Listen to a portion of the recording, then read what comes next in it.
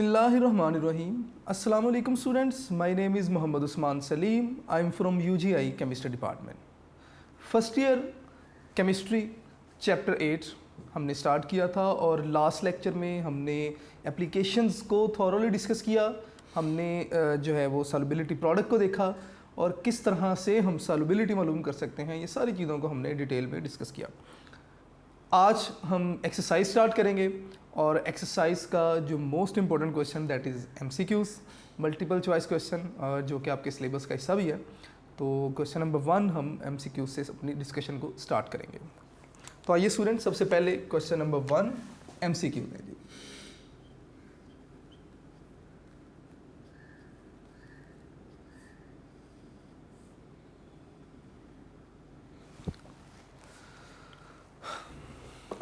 First MCQ देखेंगे जी ज़रा। For which system does the equilibrium constant Kc has unit of concentration -1। आपने बताना है कि किस ऑप्शन में जो Kc के यूनिट हैं वो -1 होंगे। अब बेटे दो बातें आपको पता होनी चाहिए इसमें। पहले नंबर पे तो ये कि Kc के एक्चुअल यूनिट होते क्या हैं, मोल पर dm³। Kc का यूनिट होता है जी मोल पर dm³। पहली बात तो ये। अब उन्होंने आपसे कहा कि -1 कब होंगे कंसंट्रेशन के यूनिट। अब अगली बात आपने जो याद रखनी है, Kc के यूनिट कब माइनस में होंगे, कब प्लस में होंगे, कब यूनिट नहीं होगा, ये बातें आपने ज़रा देख लेनी है। अगर तो number of mole of reactant equal होंगे number of mole of product, तो इस केस में Kc का कोई यूनिट नहीं होगा। तो मैं यहाँ पे लिख देता हूँ नो यूनिट। ये बातें हमने डिटेल में लेक्चर के दौरान डिस्कस की हैं, तो अभी भी थोड़ा सा मैं इसको रिवाइज कर रहा हूँ, आप लोग इसे ज़रा गौर से देखते जाइएगा। दूसरा केस, अगर number of mole of reactant greater होंगे number of mole of product से, तो Kc का यूनिट होगा, लेकिन यूनिट किस तरह होगा, माइनस में होगा। ठीक है, तो इसका मतलब जो यूनिट है मोल पर dm³, ये नेगेटिव होंगे। तीसरा केस, अगर number of mole of reactant small होंगे, लेजर होंगे number of mole of product से, तो Kc का जो यूनिट है दैट विल बी पॉजिटिव। 3 बातें हो गई है। ठीक है, अब यूनिट होगा क्या, मोस्ट इंपॉर्टेंट थिंग कि number of mole of product minus number of mole of reactant. इसका जो भी आंसर आएगा ना, उस आंसर को आप क्या कर देंगे, पावर बना देंगे। उस आंसर को हम क्या करेंगे, पावर बना देंगे। और पावर के साथ पॉजिटिव आएगा या नेगेटिव आएगा, ये हम यहाँ से डिसाइड कर सकते हैं। ठीक है, तो अब ज़रा ऑप्शंस की तरफ आते हैं। इन सारे डिस्कशन को एक साइड पर रखिए, दोबारा से ज़रा MCQ की स्टेटमेंट को देखिए। For which statement does the equilibrium constant Kc has unit of concentration -1। इसका मतलब कि कंसंट्रेशन के यूनिट नेगेटिव हैं, तो पहली बात मुझे ये पता चली कि number of mole of reactant ज़्यादा होंगे प्रोडक्ट से। तो फर्स्ट स्टेटमेंट देखते हैं जी, NH N2 + 3H2 2NH3। इसका मतलब number of mole of reactants देखेंगे 4 हैं, प्रोडक्ट्स देखेंगे 2 हैं। इसका मतलब ये पॉसिबल केस हो सकता है, लेकिन जब आप प्रोडक्ट्स के मोल में से जो है वो माइनस करेंगे रिएक्टेंट के मोल को, तो आप देखेंगे कि आंसर आ रहा है आपके पास 2। तो जो आंसर आता है वो हम पावर बना देते हैं। अगर 2 हम आंसर पावर बनाएंगे तो कंसंट्रेशन का जो यूनिट स्टेटमेंट में लिखा है वो तो -1 के साथ है, -2 नहीं है। इसका मतलब ये हमारा आंसर नहीं है। सेकंड केस, दोनों तरफ number of mole of reactant product equal हैं, नो यूनिट, ये भी हमारा आंसर नहीं है। थर्ड केस हो सकता है, इसमें रिएक्टेंट्स के नंबर ऑफ मोल ज़्यादा हैं, रिएक्टेंट के नंबर ऑफ मोल ज़्यादा होंगे तो यूनिट नेगेटिव होगा। अब आप क्या करें, डिफरेंस लें नंबर ऑफ मोल्स का। आप देखेंगे कि डिफरेंस दोनों नंबर ऑफ मोल्स का 1 आ रहा है, यानी कि 2 माइनस 1 आ रहा है। तो जो आंसर आता है डिफरेंस का उसे आप पावर बनाएंगे, तो ये बेसिकली आपका आंसर होगा सी ऑप्शन। तो मैं एमसीक्यूज में जो फर्स्ट आपके पास ऑप्शन है इसका आंसर होगा जी बेटे आपके पास सी। मैं यहाँ पे लिख रहा हूँ जी, सी इसका आंसर होगा जी। नेक्स्ट देखिएगा जी जरा, which statement about the following equilibrium is correct. आपने बताना है कि इसमें से कौन सी स्टेटमेंट जो है ना वो इक्वेशन के लिए दुरुस्त है। 2SO2 plus O2 2SO3, SO3 की फॉर्मेशन है ये, और एक्सोथर्मिक रिएक्शन है -188.3 किलो जूल पर मोल जो है वो इसकी एंथैल्पी है। अब वो कहता है जी कि कौन सी स्टेटमेंट सबके लिए दुरुस्त है। The value of Kp falls with a rise in temperature, the value of Kp falls with increase in pressure, adding V2O5 catalyst increases the equilibrium yield of sulphur catalyst से नहीं, the value of Kp is equal to Kc, ये भी नहीं है। अब ज़रा गौर से ना देखिएगा, C और D तो वैसे ही हमारे ऑप्शन में नहीं है। अब A और B में से हमें आंसर मिलेगा। A ऑप्शन अगर आप देखेंगे the value of Kp falls with rise in temperature. अब ना हमें इक्वेशन याद होनी चाहिए। इक्वेशन क्या कहती है? इक्वेशन कहती है कि Kp आपके पास इक्वल था Kc RT और डेल N। अब डेल N क्या है? Number of mole of product minus number of mole of reactant, मैंने यहाँ पे लिखा भी है, ठीक है। अब डेल N अगर आप देखेंगे तो प्रोडक्ट के नंबर ऑफ मोल 2 है, रिएक्टेंट के नंबर ऑफ मोल क्या है? 3 है। मैं यहाँ पे लिख रहा हूँ जी कि डेल N आपके पास इक्वल है 2 माइनस 3, यानी कि डेल N आपके पास किसके इक्वल आ गया? 1 के, ठीक है। अब मैं इसे लिख सकता हूँ कि Kp ये सारा आपके पास इक्वल होगा किसके? Kc, और उसके बाद आप लिखेंगे जी RT और पार क्या आ जाएगी जी? -1, या Kp आपके पास इक्वल होगा Kc बाई RT। Kc भी कांस्टेंट है और R भी कांस्टेंट है, तो Kp आपके पास प्रोपोर्शनल हो जाएगा टेम्परेचर के। इसका मतलब अगर आप टेम्परेचर बढ़ाएंगे तो Kp की वैल्यू कम होगी, क्योंकि दोनों में इन्वर्स रिलेशन है। तो फर्स्ट ज़रा ए ऑप्शन देखिएगा, the value of Kp falls with a rise in temperature, तो ए जो है ये आपके पास करेक्ट ऑप्शन होगी।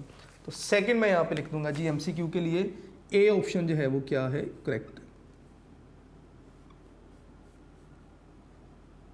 लें जी ए ऑप्शन। इनको ना मैं ब्लॉक में इनक्लोज कर देता हूँ ताकि हमें पता रहे कि ये हमने किस किस एमसीक्यू के लिए सोल्यूशन देखा था। लें जी, ये फर्स्ट एमसीक्यू के लिए था, ठीक है, और ये हमने लिखा सेकंड एमसीक्यू के लिए। मैं यहाँ पे लिख देता हूँ ये सेकंड एमसीक्यू है। लें जी, उसके बाद थर्ड एमसीक्यू पे आते हैं। The pH of 10 raised to the power -3 mole per dm cube of an aqueous solution of H2SO4 is, आपके पास आंसर है जी 3.0, 2.7, 2.0, 1.5। अब ये ना आप तब ही सॉल्व कर पाएंगे अगर आपको ना pH लेनी आती है, ठीक है। अब उन्होंने कहा जी कि H2SO4 है और pH जो है ना आपने बताई 10 रेज़ टू द पावर मालूम करनी है, 10 raise to the power -3 mole पर dm cube aqueous solution of H2SO4। अब मैं इसका आंसर यहाँ पे सोल्यूशन लिख रहा हूँ इसका MCQ 3 का। अब देखिएगा ज़रा कि pH यानी कि जो कंसंट्रेशन ऑफ हाइड्रोजन आपको बता दी गई, that is 10 raise to the power -3 mole पर डीएम क्यूब। मैं यूनिट नहीं लिख रहा साहब। आपने क्या करना है, H2SO4 जब डिसोसिएट होगा तो ये हमें क्या देगा? 2 पॉजिटिव आयन देगा, 2H positive plus SO4 2 minus. अब इसका मतलब कि जब आप H2SO4 के लिए सोल्यूशन लिखेंगे ना, तो मैं इसे लिखूंगा जी माइनस या pH, मैं इसे कुछ इस तरह लिखूंगा कि pH इक्वल होगा minus log concentration of hydrogen, लेकिन कितने हाइड्रोजन आ रहे हैं, 2 आ रहे हैं। तो मैं इसे इस तरह भी लिख सकता हूँ कि 2 और साथ में लिखेंगे जी H पॉजिटिव, या आप इसे इस तरह भी लिख सकते हैं माइनस लॉग 2। जब 2 मल्टीप्लाई होंगे ना तो अलग-अलग लॉग लिख के दोनों को ऐड कर देते हैं, और minus log H positive. Further इसे सॉल्व कीजिए, माइनस लॉग 2 और उसके बाद माइनस लॉग H पॉजिटिव की वैल्यू लिख दी गई है 10⁻⁻3। अब उसके बाद ये माइनस स्टार्ट में आएगा, ठीक है, प्लस का 3 हो जाएगा। माइनस लॉग का आंसर आप देखेंगे जी लॉग से, और आपके पास सॉल्व करेंगे तो आंसर आ जाएगा। बाकी आप लोगों ने खुद से सॉल्व करना है इसे, ठीक है। तो आंसर आपके पास 2.7 आएगा। तो थर्ड एमसीक्यू जो है ना, इसका आंसर होगा जी 2.7, विच इज़ बी ऑप्शन। तो मैं यहाँ पे लिख देता हूँ कि एमसीक्यू नंबर 3 और इसका आंसर होगा जी बी ऑप्शन। उसके बाद इसी तरह एमसीक्यू नंबर 4 देखिएगा जी।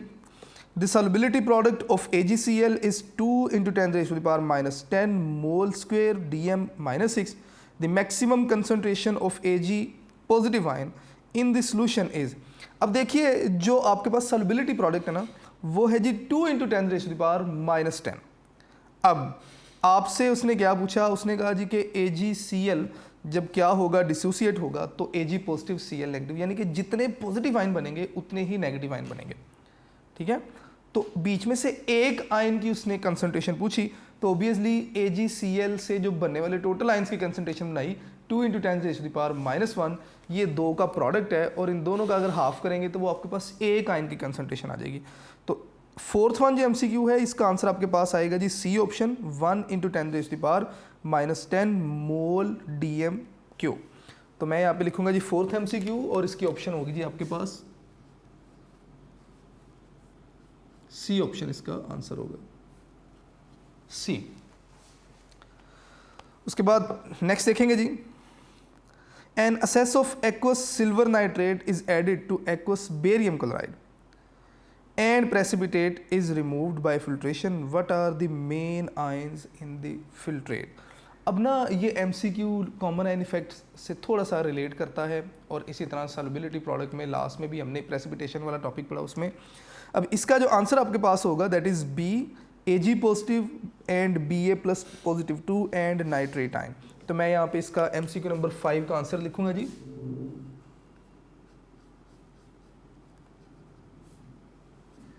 दैट इज बी ऑप्शन, और ये आपका आंसर होगा। स्टूडेंट्स, ये हमारे पास एमसीक्यूज थे जिन्हें हमने डिस्कस किया with solution.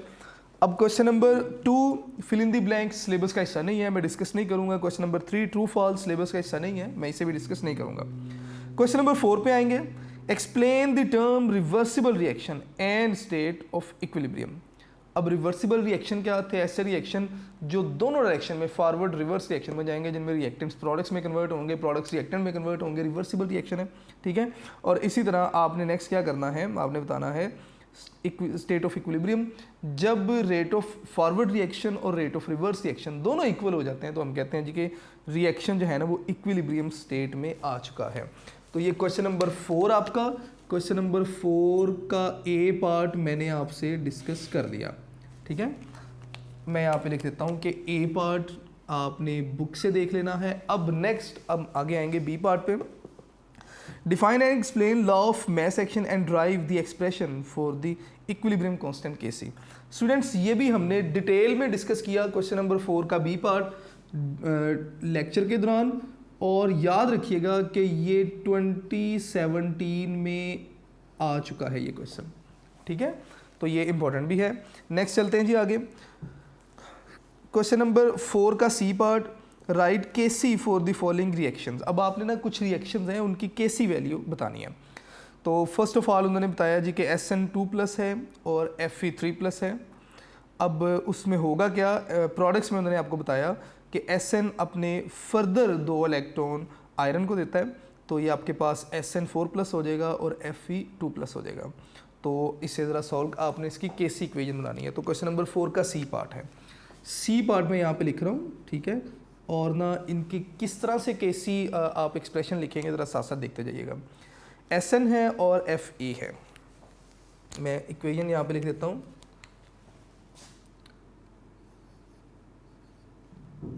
Two plus F E आपके पास है जी 3+। ठीक है, अब कहते हैं जी कि ये इलेक्ट्रॉन्स लेंगे,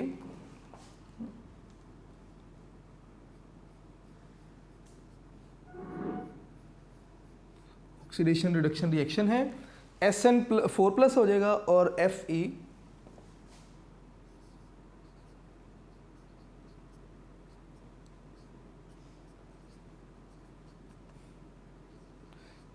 लें जी। अब ज़रा देखिएगा कि इलेक्ट्रॉन लूज़ किए तो ऑक्सीडेशन, इलेक्ट्रॉन गेन किए तो रिडक्शन। ये ऑक्सीडेशन रिडक्शन रिएक्शन है। अब आपने ना बताना है इसकी केसी की एक्सप्रेशन बताने हैं। अब केसी के लिए मुझे पता है कि केसी आपके पास इक्वल होता है किसके, कंसंट्रेशन ऑफ प्रोडक्ट्स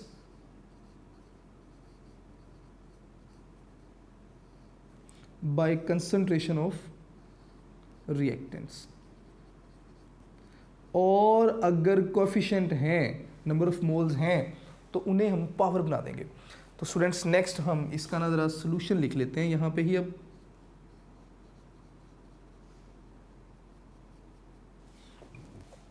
प्रोडक्ट्स आपके पास मैं यहाँ पे लिखूंगा जी केसी इक्वल होगा किसके जी, concentration of products by concentration of reactants. लें जी, सबसे पहले ना हम प्रोडक्ट्स की कंसंट्रेशन यहाँ पे लिख लेंगे और प्रोडक्ट्स की कंसंट्रेशन लिखने के बाद जो इनके नंबर ऑफ मोल या कोफिशेंट हैं उन्हें हम पार बना देंगे। इसी तरह नीचे रिएक्टेंट्स के लिए लिखेंगे जी हम, ठीक है, और रिएक्टेंट्स के नंबर ऑफ मोल्स अगर हैं तो उन्हें भी हम क्या करेंगे, पार बना देंगे जी। तो देखते हैं जी किस तरह। एस एन प्रोडक्ट्स आएंगे सबसे पहले, तो एस एन 4 पॉजिटिव और एफ ई 2 पॉजिटिव, और जो कोफिशेंट है इसे आप पावर बना देंगे। अब यहाँ पे ना अक्सर जो हम मिस्टेक करते हैं, बच्चे सोचते हैं शायद ये पार है, ये 4 पॉजिटिव को हमने पार बनाना है। बिल्कुल नहीं, पार हम किसे बनाएंगे, एक्सपोनेंट हम किसे बनाएंगे, जो स्टार्ट में कोएफिशिएंट लिखा होगा उसे हम एक्सपोनेंट बनाएंगे। जैसे प्रोडक्ट्स में एस एन के साथ कुछ नहीं लिखा हुआ था, पावर 1 मैंने लिख दी, और एफ ई के साथ 2 था कोएफिशिएंट, तो 2 को मैंने पार बना दिया। इसी तरह नीचे रिएक्टेंट्स की बात करेंगे अब हम, तो एस एन 2+ और साथ में एफ ई 3+, और 2Fe है तो मैंने इसकी पार के लिख दीजिए 2। तो ये ना आपके पास केसी एक्सप्रेशन आ जाएंगे इस पार्ट के लिए, ठीक है। क्वेश्चन नंबर सी का ये पार्ट 1 था, मैं यहाँ पे लिख भी देता हूँ कि क्वेश्चन नंबर सी का ये फर्स्ट पार्ट था। ले जी, अब 1-2 पार्ट इसके ना और करेंगे हम, ताकि हमें आइडिया हो जाए कि किस तरह से हमने केसी एक्सप्रेशन बनाने हैं। तो नेक्स्ट पार्ट इसका देख लेते हैं जी, दैट इज़ सेकेंड पार्ट ही है इसका, Ag+ और Fe, और आपके पास Fe+3 और साथ में Ag। मैं इसे ज़रा लिखता हूँ, ज़रा देखिएगा जी बेटे। क्वेश्चन नंबर 4 सी पार्ट है और इसका भी सेकंड पार्ट है। इक्वेशन ज़रा देख लीजिएगा। उन्होंने कहा जी कि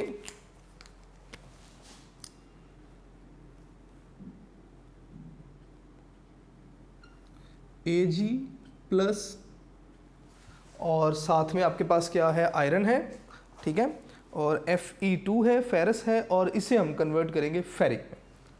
मैं यहाँ पे लिख रहा हूँ जी कि फेरस आयन Fe2+, क्या हुआ, यहाँ से एक इलेक्ट्रॉन आयरन से किधर गया, सिल्वर के पास, और सिल्वर एटम में कन्वर्ट हुआ, प्लस Fe3+ फेरिक आयन में कन्वर्ट हो गया जी।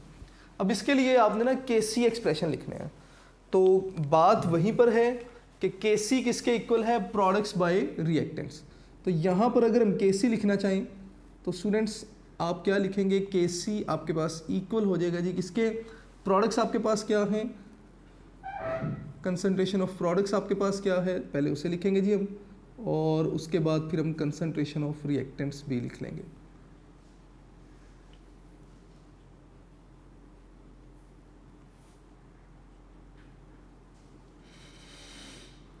लें जी, इसे हम इस तरह कुछ सॉल्व कर लेंगे।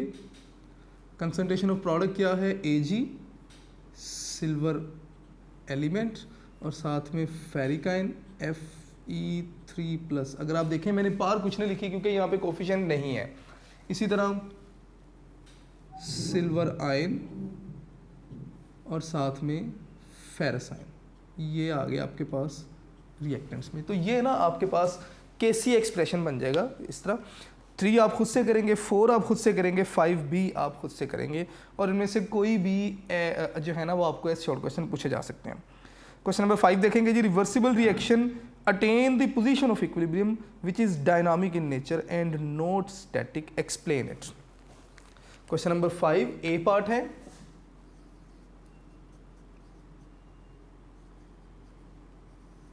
उन्होंने कहा जी कि रिवर्सिबल रिएक्शन जब इक्विलिब्रियम अटेन कर लेते हैं, तो इक्विलिब्रियम जब अटेन करते हैं तो ये इक्विलिब्रियम डायनामिक होता है, स्टैटिक नहीं होता।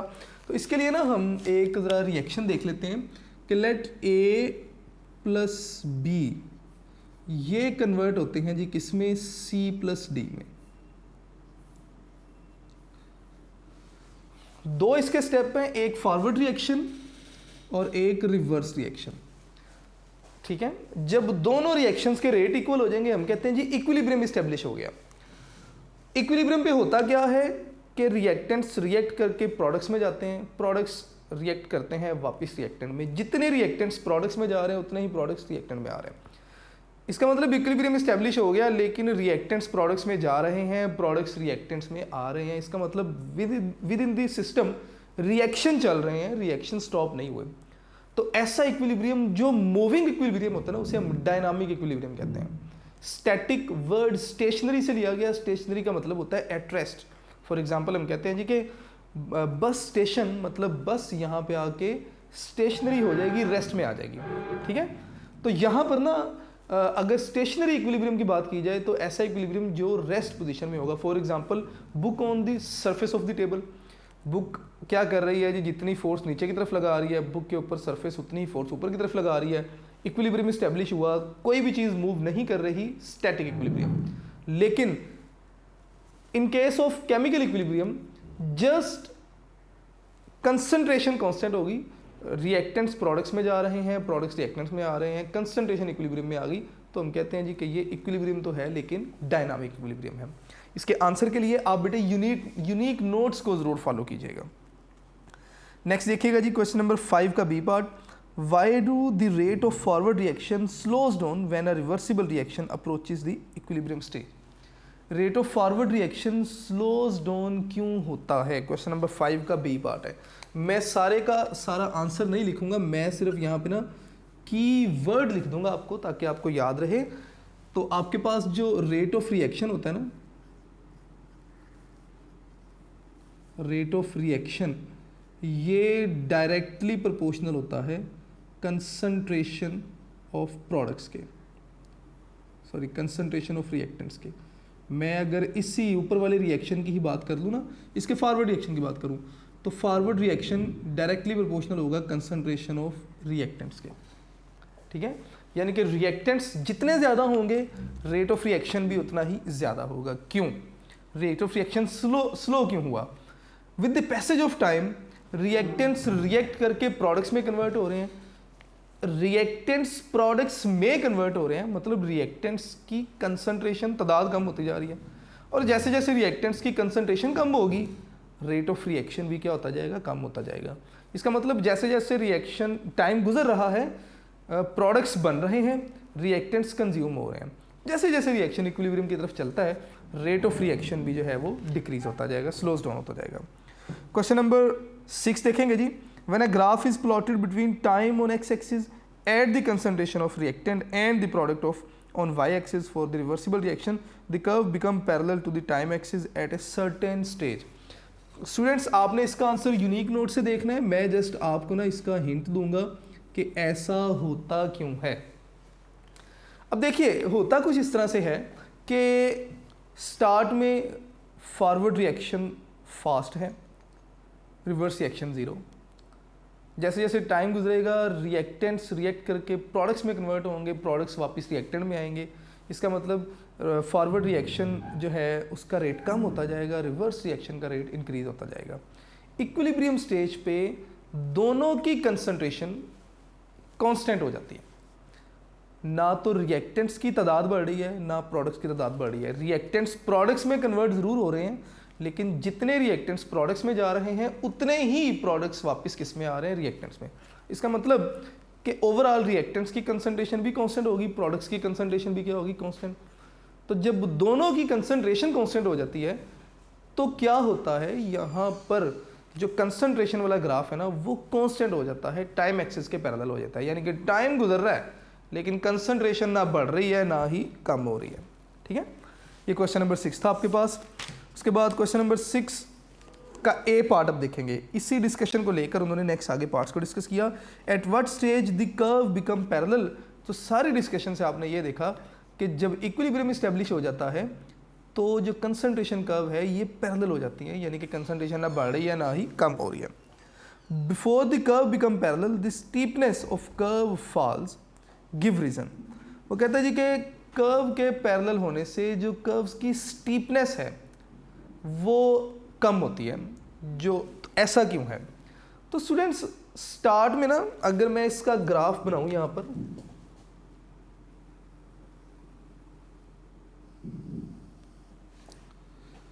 स्टार्ट में रिएक्टेंट्स की कंसंट्रेशन बहुत ज़्यादा, प्रोडक्ट्स की कंसंट्रेशन ज़ीरो।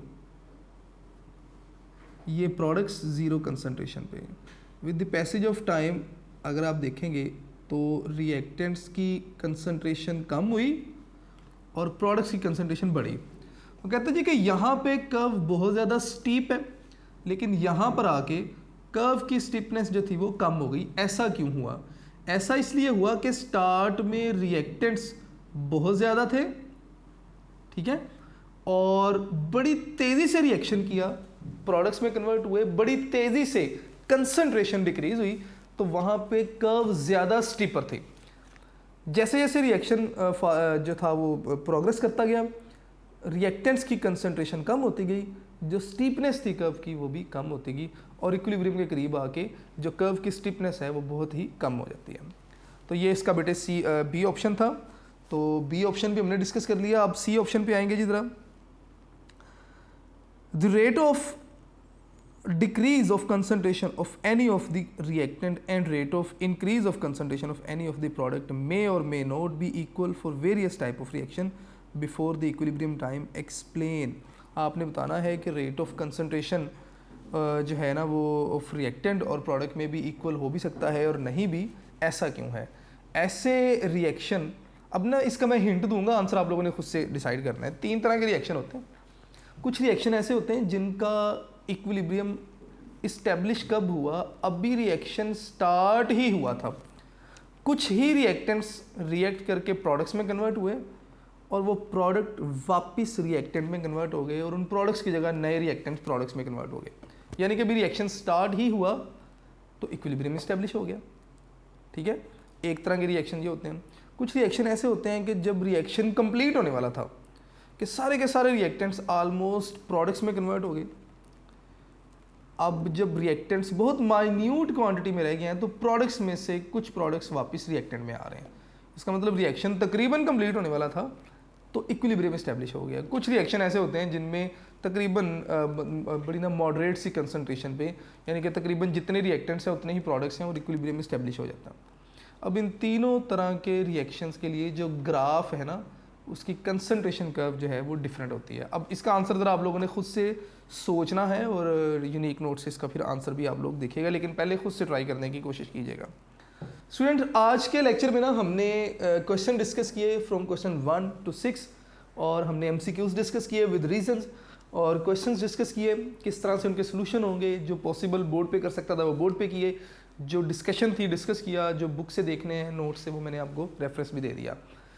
आपने ना अपनी एक्सरसाइज के नोट्स ज़रूर बनाइएगा और इंशाल्लाह नेक्स्ट लेक्चर में हम क्वेश्चन नंबर 7 से स्टार्ट करेंगे और अपनी एक्सरसाइज को कंप्लीट करने की कोशिश करेंगे। आप अपना ढेर सारा ख्याल रखिएगा। अस्सलाम वालेकुम।